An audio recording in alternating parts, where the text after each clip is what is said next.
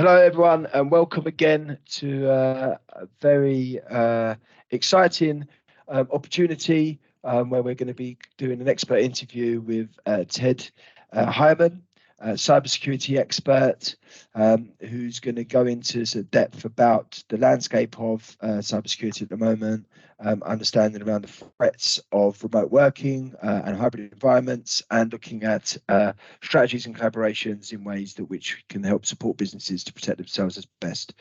Without further ado, what I'd like to do, I'd probably you'd do a better job than I would, Ted, of giving introductions. If you'd like to give us a little introduction about yourself, your history, and your background, please.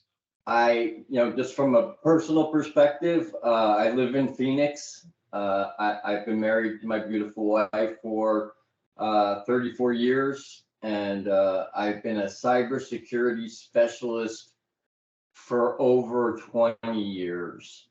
My primary focus has been working with large enterprises, Fortune enterprises, and the DoD, helping them deploy complex security technology to solve specific problems or challenges that they're trying to address. And so I work with CISOs and work with them through these very complex projects and make sure that that as they deploy these solutions, that everything is working properly. And so I'm a sales guy, been selling for many years, and my focus has been almost exclusively large enterprise. Fantastic. That's thanks for that introduction, Ted. So you mentioned, I suppose we just unpack a bit of that now. So 20 years you've been in the cybersecurity sector.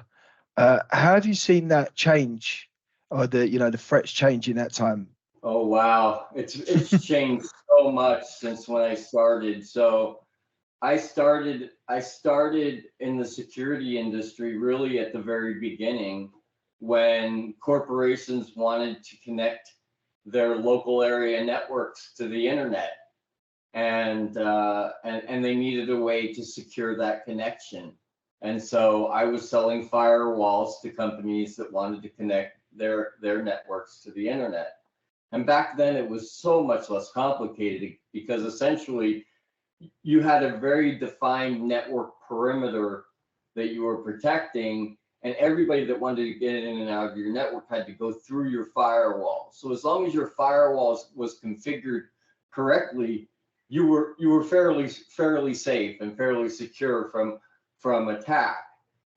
Since that time, networks have become so much more sophisticated. We've got on-prem systems, we've got cloud systems, we've got hybrid cloud systems.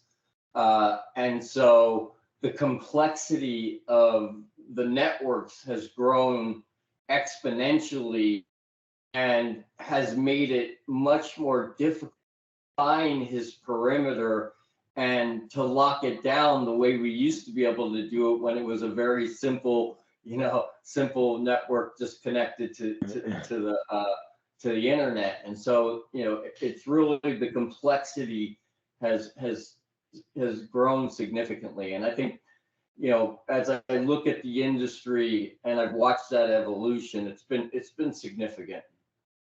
I mean, that leads us on nicely to sort of one of the first things we wanted to cover, is around the current cybersecurity landscape and the threats. You mentioned there where we started, a simple firewall to protect local networks and from on the internet. But as the landscape changes, as technology progresses, as things get added, different, on-prem into the cloud, there's going to be so many different threats that businesses need to keep an eye on. What currently are you seeing with the enterprise clients that you're working with, the key cyber threats that we should be keeping an eye out for? So I think that right now the one that probably is on most people's mind is the threat from the nation state actors. So the world has changed a lot, but right around 2014, something happened that really changed everything, and that was a nation-state actor, North Korea, attacked a U.S. corporation, Sony, and acknowledged it to the world. We did that. They were upset about a film that was being made by Sony about two writers that were going to go meet with the president of North Korea, and one of them was going to kill him. And so North Korea got really offended over that, and that was the dollars, and that was kind of the end of it. But as you've seen now, we're seeing more and more nation state activity, especially from countries like China, North Korea, Russia, Iran, and parts of North Africa. We have a lot of adversaries out there, and it's very difficult for a company to defend themselves against a nation state actor like China.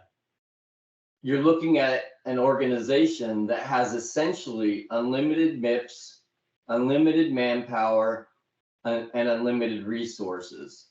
And no corporation can compete with that. They have, in the United States, corporations have to make a profit to succeed. And so they can only allocate so much money to security. It's a business limitation. And so how do you compete with a nation state actor that has capabilities far beyond the type of capabilities that corporations were facing before 2014? And in today's world, if a nation state actor decides that they're going to hack your network, they're going to hack your network. And there's almost nothing that you can do about it, because the networks have become so complex and there are so many attack surfaces available that if they focus enough time and enough efforts, they will breach that company. And so, we always used to say it's not if, it's when you're going to get breached. It's a matter of time. But now it's not even that. You are going to get breached. And are you prepared for that? Do you have good anomaly detection software deployed, so once your network is breached, you're notified immediately and can take action, as opposed to allowing them to spend time working laterally on your network and getting access to your intellectual property or other valuable assets, or injecting malware, as the case may be. So that's really interesting. So rather than, obviously businesses have to try and protect themselves in the front end anyway for these attacks, but what we're looking at now is with these nation state actors, or the sophistication of attackers in general, it's much more prevalent to prepare as if we know we're going to get attacked. So what's the fallback once that attack happens, and then preparing the systems for that, rather than sort of stopping a breach at the start. It's preparing once the breach has happened. That's the tactic that people are using now? But the only one really we can. Yeah, I think you have to approach it that way, because you never know when you're going to be targeted, and you need to be prepared. And this has been one of my frustrations. So the way that these nation state actors are hacking our corporate networks, our infrastructure, our government agencies, they're attacking almost everything that they can. They're trying to break into everything that they can. Everything from your personal router that sits on your network at home to targeting a large enterprise. And so if you don't have defense in depth, and you don't have a zero trust type environment, and you haven't done the hard work to make sure that if a system were to go down, that you've got the data backed up, you've got the application, and that you're able to restore the application and restore the data and get the system back up and running within a reasonable period of time. And so if you're a CISO, hopefully you've gone through these exercises, whether through your SOC or do a scenario. Okay, we've been breached, we've been injected with ransomware. What do we do next? And CISOs have to have a plan. You can't make it up as you go along when it happens. You can't wait till it happens to figure out what you're going to do. You need to have a plan and strategy in place so that when this happens, everybody on the teams knows to access the system, and then stand the application back up and restore the data that's been backed up. Because corporations spend billions of dollars backing up data. What's the point of doing that if you can't use it to restore a system that's gone down? And so you would think that this is something that every CISO is doing, but they're not. And ransomware has been one of the biggest because it's so effective.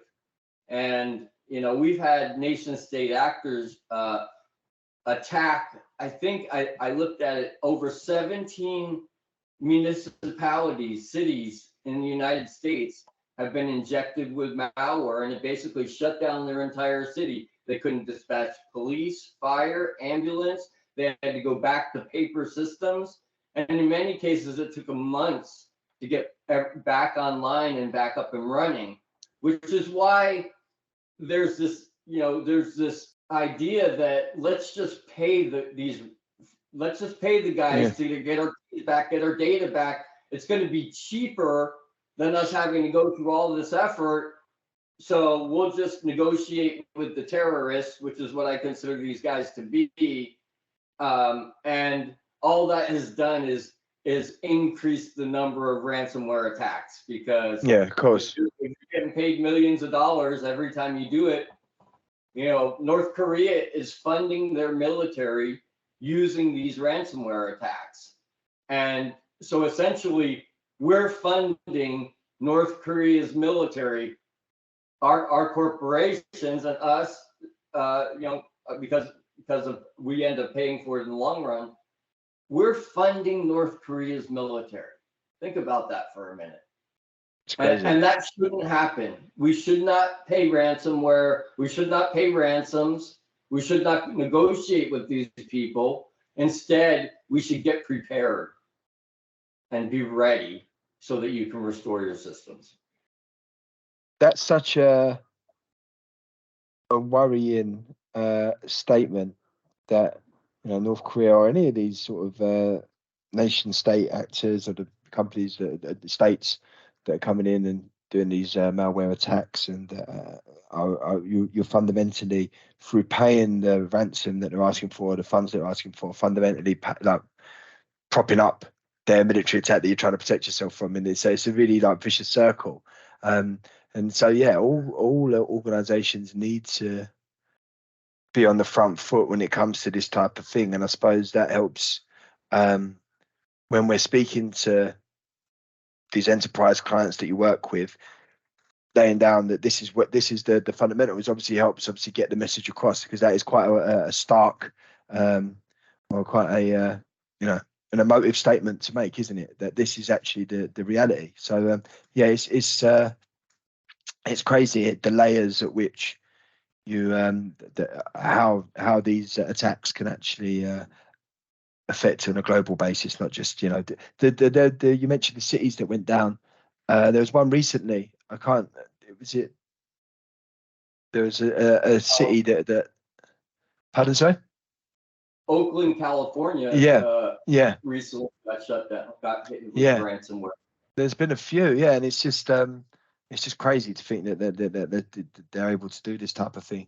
But I suppose getting back onto one of the points that we was going to look at, and you mentioned it slightly there, that we're looking at not just organizations but even people's home routers. So with the rise of, since the pandemic, the rise of home working, hybrid environments, business people doing it, taking their work home. What are the specific challenges that tech leaders need to address to ensure that their systems are secure? Because obviously you're opening up a hell of a lot, opening up a large can of worms there by having people, and in a lot of these enterprises that you work with internationally, globally. So how does that, what issues does that add on to the already worrying stats that we've spoken about already? So before we go on to that, if you don't mind, I'd just like to follow up with one last comment about what we were of course. discussing. Of course. So one of the things I want people to understand is that the way that these nation state actors are accessing these networks is not by breaking through their firewall or getting through some other complex security technology. They're getting in using human engineering. We are the weakest link. The weakest link is between the chair and the keyboard. And so what these nation state actors have figured out is they don't have to go and break through complex security technology. All they have to do is send a phishing email that someone who's not educated clicks on a link that then installs malware on their system that then allows them to work laterally within the network. And so it's not a technology thing. It can be addressed by technology, but it's also a human thing, because we as humans are easier to fool or trick than breaking a technology that's been designed to defeat, any type of breach. And so they're not having to use any kind of complex technology. It's very simple. Phishing emails are the primary way that these ransomware attacks happen. So I just wanted to mention that. Well, that's an interesting point, because even me in our business, I must get 5 or 6 a day, different emails saying that. I had one from someone who's sitting next to me. Oh, hi. Wasn't from that person, but it had their email address. So I was like, oh, hi. I need to change my bank account details. Can you remind me of what my current ones are, or something along those lines? And then there's we get contracts come through from DocuSign that aren't actually from any type of company. That happens quite a lot. So yeah, that is something that and on a much smaller scale as a business, over having offices in London and Austin, obviously we have to, international business there, but we have to try and keep people on their toes in terms of, informing them, don't open these certain things, or keep an eye out, be prevalent. So if you've got an enterprise organization that you're working with, hundreds of thousands of people, it's much, much harder, and it can be much easier, as you say, because humans will, the human error is probably, as you say, is the easiest way of breaking in. And if someone gets if you see a big, someone said, don't press this button, someone's going to press it. So yeah, it's that and that leads us on nicely to this remote working phase, where you've got so many people working in different, either work from anywhere, work from home, working in coffee shops or co-working spaces. That just opens it up much more, because there's so much more opportunity for breaches. Is there any way, because obviously with human error or whatever it may be, any way of businesses really, how can they best protect themselves? Or is it actually not protecting themselves? It's saying, well, it is protecting, but making sure that the back end, in terms of once this happens, this is the playbook that we have to go through, because to prevent it in the front end probably seems near on impossible. It's much more difficult, but COVID made it necessary. So yes, many of us have had the ability to work remotely and to be able to access the corporate network. But when COVID hit, the number of people that needed to be able to do that grew exponentially.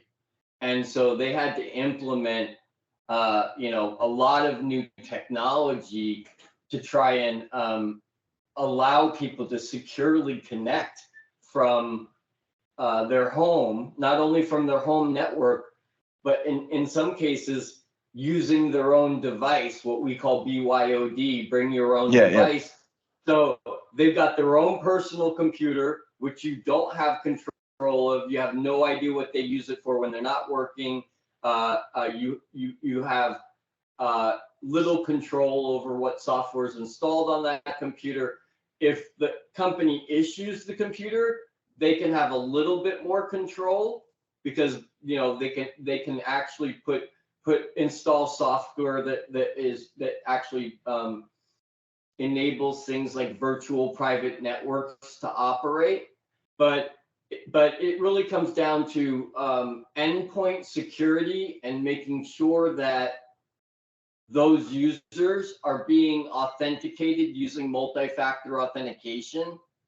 It's really critical that they're not using static passwords to access a corporate network, because static passwords are the bane of the industry. They were never designed to be used the way they're being used today. They were designed to be used back in the day when you had a local area network and you were trying to our own demise, because static passwords have become another way that these nation state actors and people, adversaries that want to access your network, the way they get a hold of these passwords is they breach a company like Experian, or you've heard of 1,000 breaches in the last couple of years. They breach them. Well, guess what? All your usernames and passwords that you use for your bank account or whatever applications you're accessing online, when they hack those companies, they get that. Now they have your username and password. And unfortunately, human beings aren't really good at remembering complex passwords. So we tend to do something that helps us, which is we use the same password over and over again. Yeah. And that creates a scenario where once they've reached one company, gotten your username and password, the very first thing they do is they go to Apple and they see if that username and password works. And if it does, they order thousands of dollars of cell phones to be shipped to a PO box from your account without you ever having any idea. Or they might access your static password, never changes. We really have to put an end to the static password, especially as we move towards zero trust, because static passwords are really causing a lot of problems for security organizations. Yeah, we that's something that we're seeing so many more passwordless of these like businesses that are springing up, creating passwordless technology. In a previous life, or when actually during just before lockdown, I was involved with one of those a company that was looking at eradicating static passwords or your traditional password, and looking at creating using shapes and using different different methods in which to get rid of passwords so that businesses to protect them from breaches. And we're seeing more and more of those companies spring up, and even down to now I can't even get into my laptop without putting a password, putting a PIN number in, then I get a text message, then I have to give a fingerprint. It takes about 10 minutes for me to get into my computer, but it's all for the best. And it's crazy to think that as soon as someone gets that one password or that one bit of information, which everyone uses pretty much similar, a lot of people do, so and so, like one password will then access everything else, and then all of a sudden you're in really, really hot water. One of the things we also wanted to go over is around strategy and collaboration when it comes to cybersecurity. So when it comes to crafting, I'm gonna make you go back again, and we can edit this out. But it's fine. I talk about something that's very important around authentication.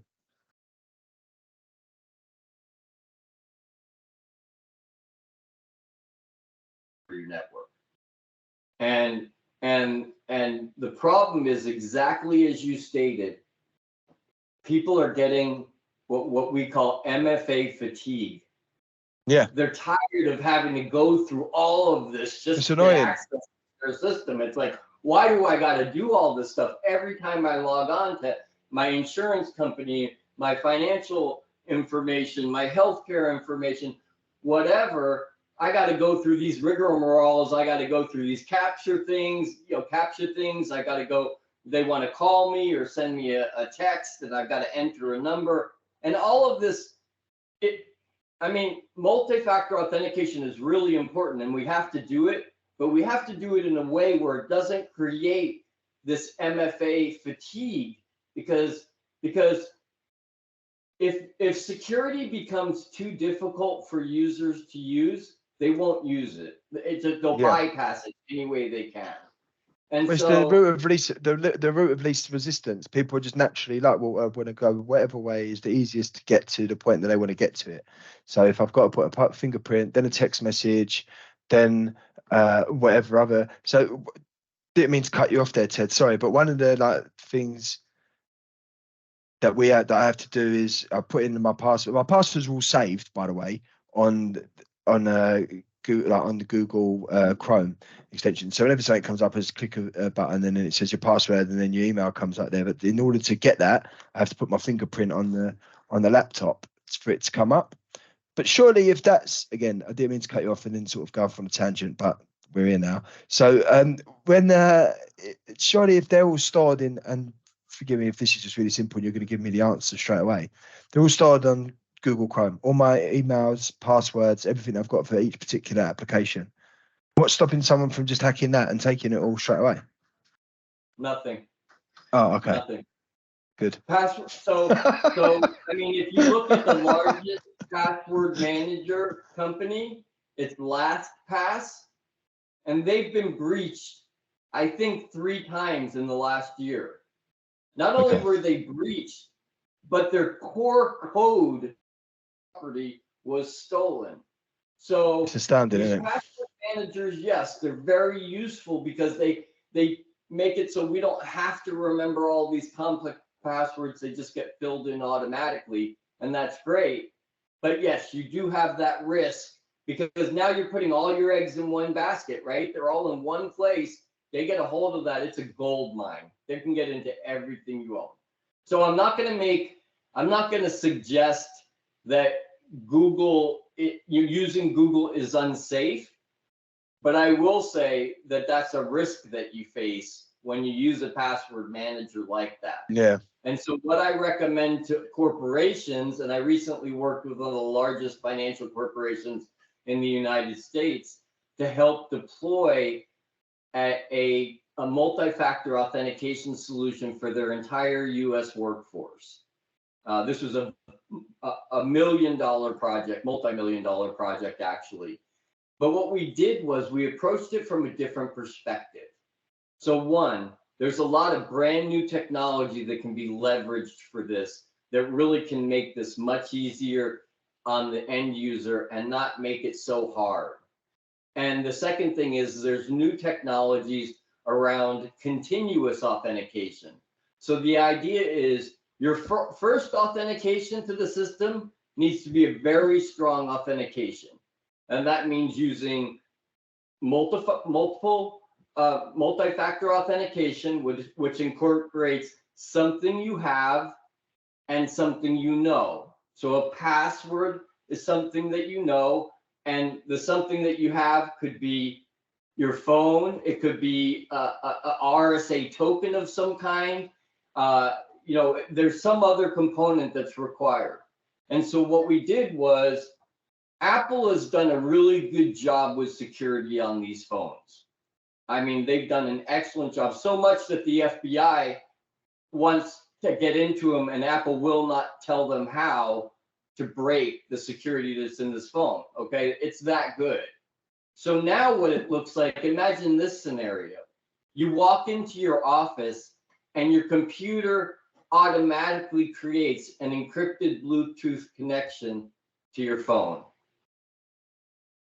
You sit down at your desk, you look at your phone, you use the facial recognition that's already built into the phone, and it authenticates you. You now have access to the network, and very simply and easily, none of this MFA fatigue. Now, from that point, what you need to do is what's called continuous authentication. So we want to make sure for the entire time that person is logged on, we're going to check back and see, is that still that person doing this? And we can use technologies like how people type, their typing patterns, how people actually use their mouse. There are multiple different things that we can use to do that constant authentication. And I think that's the way we get to where we need to be from a zero trust perspective. We need to be smarter about how we implement multi-factor authentication, because it impacts every person in the company, from the janitor to the CEO. When you're deploying multi-factor authentication, everybody in the organization is touched. And so the executives don't want a clunky, difficult way to get on the network. They want it to be quick, efficient, and clean. And so we have to be smarter about designing these authentication systems. Yeah, I mean, it's so true, because as you say, root release resistance, multi-factor fatigue, having something as clever as that phone facial recognition goes in, and then it makes it a lot easier for businesses to protect themselves, but also for the users to feel safe as well, and for the users not to, as I say, I mean, sometimes I'm reluctant to even log into certain things because there's about 3-4 different hoops that I've got to jump through. So I try and find a way of not actually having to log into it. But that's just me. I'm lazy. So obviously with that's a really good point. Again, bringing us on to probably our final point around collaboration strategy. You've now let's talk about the financial institution you just worked with to come up with this new way of authenticating workers.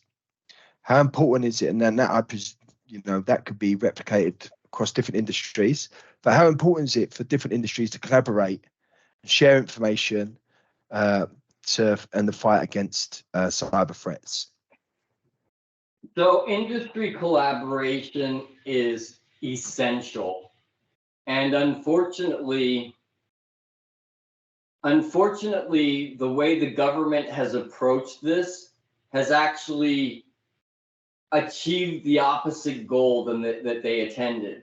So companies didn't want to report breaches because they knew they were going to get fined.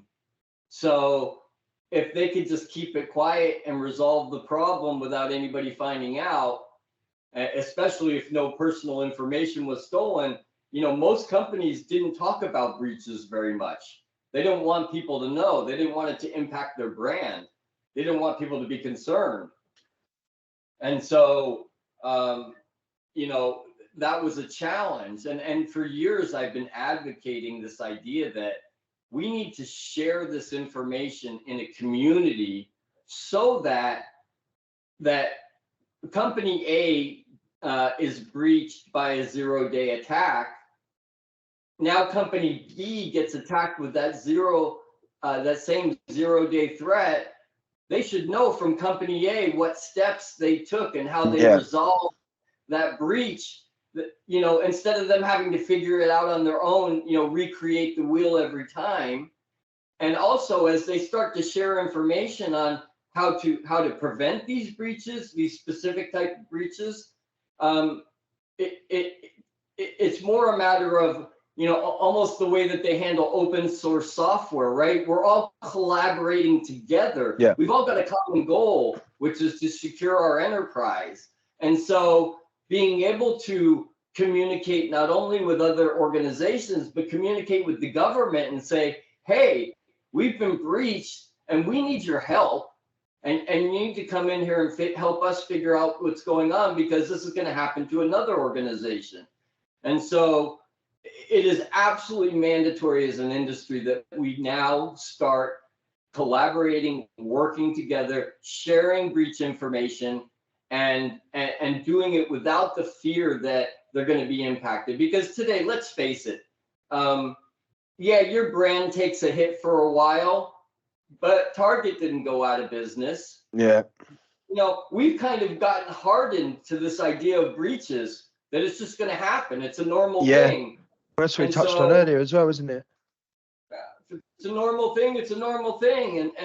And so, but the government has done some really, really good things. Well, They released a new legislation. Is that the legislation they released recently? And you're going to tell me the exact what it exactly is. But you have to report breaches within a certain timeline. Is it 4 days or? Yeah, it's 4 days currently. Yeah. Is where it's at. You're supposed to report it within 4 days, and it's not. And the reason the government wants you to do that is because they want to know about it and they want to help you. Well, yeah, then and you this iterate is the first time that the government. I'm sorry. I was saying then if we know if you know about a problem, then is how can we help, and then we can find out, right, like you said, company A has had this issue, right, now it's logged, right guys, if this comes up, and this is how we improve, because now we know that if Target had this problem, now if someone tries to do the same to Walgreens, then they can, this is how they solved it, and it helps people improve. So it's going to really help this sharing of ideas and but it's a shame that it's having to be forced slightly. I suppose it's a good thing that the legislation's been. I think corporations would have liked to do this all along. They just had the fear that if they reported it, they were going to get fined. So, there was no incentive to tell the government, right? Because there was all negative consequences associated. We now need to turn that into a positive thing and start cataloging these types of breaches, understanding what countries are using what type of attack, what IP addresses, where are these attacks coming from. So we start to have a better understanding, and then even starting to leverage AI and other things to start to understand better how we can prevent these type of attacks. You can't do that without collecting the information around how these attacks happen, what mechanisms did they use, how did they actually breach the network. So once we start sharing that information, then a CISO has a challenge. He can jump on the website and type it in like Google search and say, and it'll come up and say, okay, these are the breaches that we're aware of that are similar to what you're talking about, and this is how they were resolved. I mean, for a CISO, imagine that's wonderful. So the government does a couple things very well. So one is NIST. NIST is a great organization, and they're providing direction to organizations around security and security processes. And they've come up with a framework for people that's pretty simple for people to understand and really valuable for organizations to adopt. And so I think that's really important. More recently, they just passed the National Cybersecurity Strategy Implementation Plan. And that's a new plan to try and, we're not going to penalize, we're going to award people, we're going to suggest that people do this, which is really, I mean, it's been something we should have done years ago, but the fact that the government finally figured it out is fantastic. And so, we've got CISA, the Cybersecurity and Infrastructure Security Agency, that's there to help corporations. You've got NIST, and so this new legislation and these new organizations, I think, are going to help corporations to provide, stronger networks that are more difficult to penetrate because they know the routes that people are going to take. And then just going back to something that we touched on earlier, understanding that humans are the weakest link, the thing we need to do is we need to train the humans. Yeah. So there are these systems that you can deploy within an organization that actually send out fake phishing emails to see how many people click on it. And the corporation can see, based on these tests that they do, how many people are clicking on this message, and understanding that since these messages are pretty effective, that a lot of people are clicking on them. And so, the corporation is starting to understand that, okay, we really have a problem here. And there are security companies that are working on this problem and starting to do things like sandboxing around emails and not allowing executables to execute without that being checked for malware first. But once again, that almost goes back to MFA fatigue. If that has to happen every time you do it, it's like, oh man, all of a sudden again, you've got this fatigue. So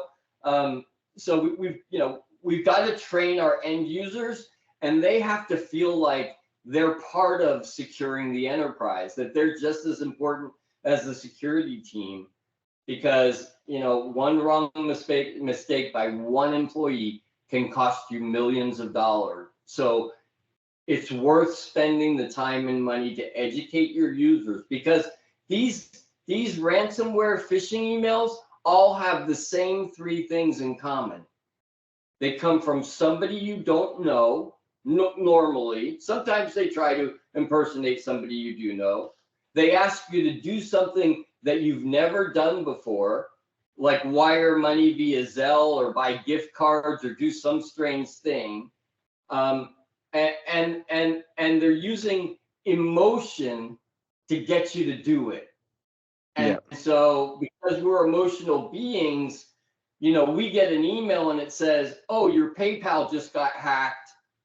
You're like, oh, I use that I need to click on that before you stop and think about it. And what we need to do is train users to just do three basic things.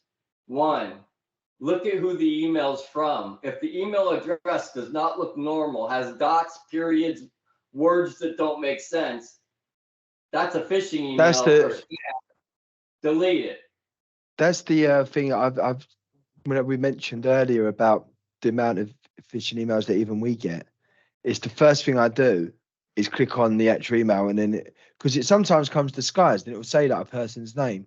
Oh, that seems strange that Joe would send me that email, and then you click on it and then it's like just the random email address or whatever else. So that's the first thing when we started speaking to everyone here about doing that as well. But it's really, really interesting, the whole concept of trying to prevent the attacks, preparing for attack, training the users. There's a whole cycle of things that businesses need to do.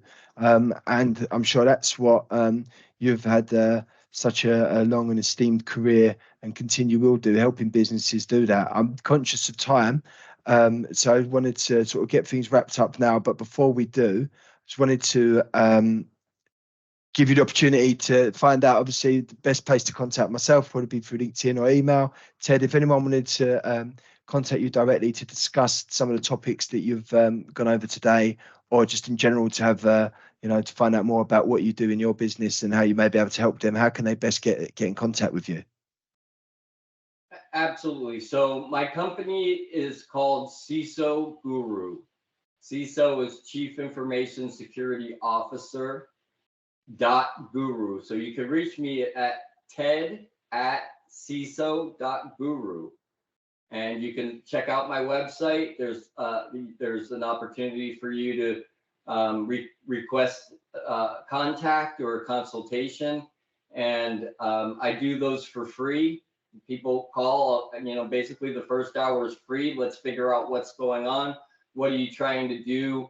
What is the challenge that you're facing? But really, the whole point of what I'm doing and what my business is all about is to help and provide resources for CISOs that they available to them before, and to be that Guy Friday to help them when they get into a situation where they need somebody with some knowledge in an area outside of what they're familiar with. And so that's my entire goal, is to be a resource for CISOs and to be a connecting point for CISOs. And so I'm starting to do podcasts with CISOs, and I'm starting to do introductions to CISOs because they really want to know each other. It's really beneficial to have a network of CISOs that you can communicate with. But these guys are so busy, they're overworked and understaffed, and they don't have time to play on social media and do all that kind of stuff. So I want to be that guy that when they've got a challenge or solution, they can call a guy who's been in security for as long as security has been in existence and understands all of the technologies that's required to secure the modern day enterprise. Fantastic. Well, I'm sure there's going to be a lot of people interested in joining that network, connecting with you. If anyone is understaffed, I know someone who might be able to help you with that. But yeah, we'll leave it there, Ted. I really, really appreciate your time. It's been very, very insightful, very enjoyable conversation, and I'm sure that there's a lot of value that you can add to the CISO community. As I say, any CISOs that connected to Coltech, which there's quite a few, please do reach out to Ted, and he's the man to help you. He's the guru. So look, thanks very much, Ted. I enjoyed speaking with you today, and look forward to seeing and hearing about all your success moving forward. Thank you very much.